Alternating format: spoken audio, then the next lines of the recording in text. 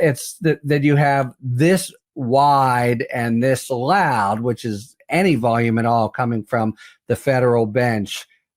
tells you that this is going to be really a matter of revulsion among so many. And just think, Judge Carl Nichols is the same federal judge who basically knocked out in the first instance the obstruction of official proceeding, the 1512 C2 charge, and ultimately the Supreme Court agreed with Judge Carl Nichols, but Nichols went out of his way when other judges weren't ultimately that's what the Supreme Court found was the law, but in my opinion, kind of handing some of these insurrectionists a gift who are being charged with obstruction of official proceeding. And Nichols said, you know what? No, it's got to actually be the actual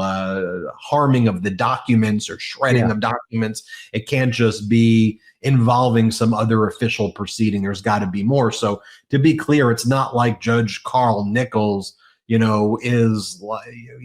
if you thought that Trump would potentially get any sympathy over a pardon for January 6th insurrectionists, maybe if you didn't know Carl Nichols' background, perhaps, but you would think this guy on paper seems somewhat sympathetic to the insurrectionists or to some of them based at least on his 1512 C2 ruling. When you go into Nichols' background, you know that's not necessarily the case, but you have Judge Carl Nichols joining forces with Beryl Howell, Obama, Lambert, Reagan,